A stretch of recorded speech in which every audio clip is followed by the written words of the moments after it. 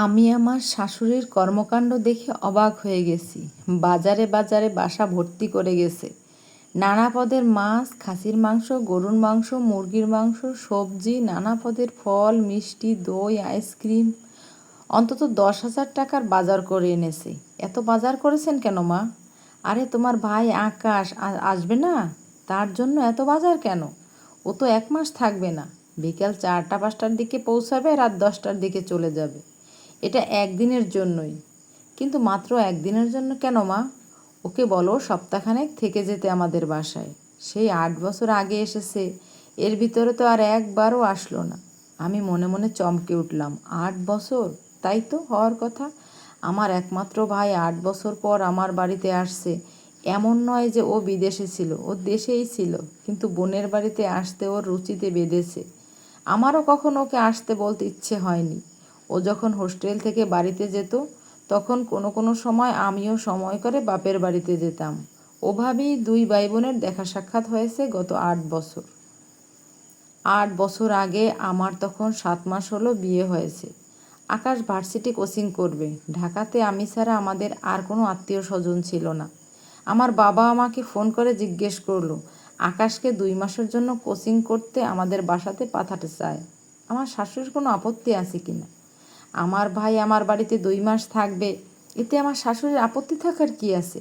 আমি বাবাকে বলে দিলাম কোনো সমস্যা নেই। আমার ভুল হয়েছিল, শাশুড়ির কাছে জিজ্ঞাসা করে জানানো উচিত ছিল।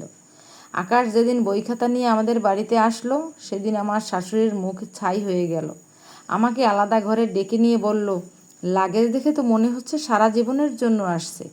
আমাকে একবার জিজ্ঞাসা করার প্রয়োজন বোধ করলে না? আমি অবাক হয়ে গেলাম। ভাই তার বোনের বাড়িতে আসবে, এটাতে জিজ্ঞেস করার কি আছে? মুখে কিছু বললাম না। কিছুদিন আগে আমাদের কাজের মেয়ে রুমা চলে গেছে। স্টোর রুমে একটা চৌকি পাতা আছে, সেটাতে রুমা থাকতো। আমার শাশুড়ি বলল ওখানে আকাশকে থাকতে দিতে। আমি বললাম, কেন মা? গেস্ট রুমটা তো ফাঁকা পড়ে আছে, ওটাতে দেই। শাশুড়ি চিল্লাই বলে উঠল, তুমি জানো না মিতুর বান্ধবীরা আসলে ওই ঘরে আড্ডা দেয়? আমি অবাক হওয়ার ক্ষমতা হারিয়ে ফেললাম। আমার ননদ মিতু মাত্র ক্লাস 8-এ পড়ে, তার আড্ডার জন্য একটা ঘর ফেলে রাখবে? অথচ আমার ভাইটাকে একটা বদ্ধ ঘরে থাকতে হবে পড়ার জন্য। সেদিন জীবনের প্রথম চাকরির প্রয়োজনীয়তা অনুভব করলাম। মনে হয়েছিল আজ যদি আমি চাকরিজীবী হতাম, তাহলে হয়তো আমার মতামতের কোনো মূল্য থাকতো। আকাশ 2 মাসের জন্য এসেছিল, কিন্তু মাত্র 16 দিন থেকে তাকে বিদায় নিতে হয়েছিল। এই 16 দিনে আমার শাশুড়ির হাজারটা অভিযোগ। সবার প্রথমে আকাশ আসাতে খরচ বেড়ে গেছে। আমি মন খারাপ করে নিজে মাছ মাংস খেতাম না, আকাশকেও সামান্যই দিতাম। কিন্তু তারপরও শাশুড়ির অভিযোগের শেষ নেই।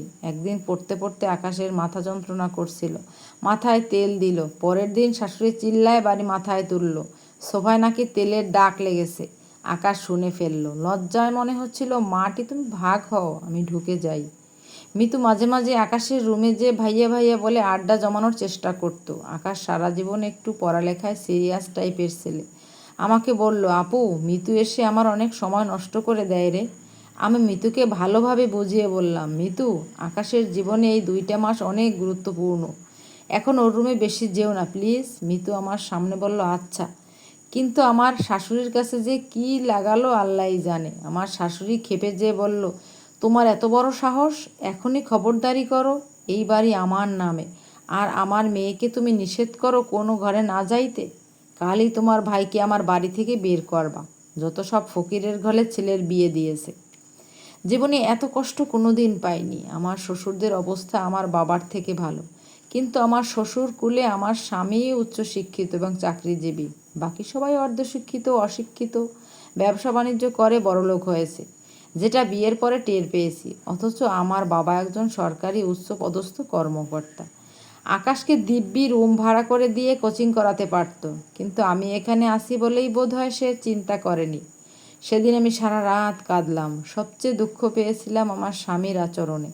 তাকে যখন ঘটনাটা বললাম, তখন সে নির্বিকার থাকলো, যেন আমার শাশুড়ি ঠিক বলছে।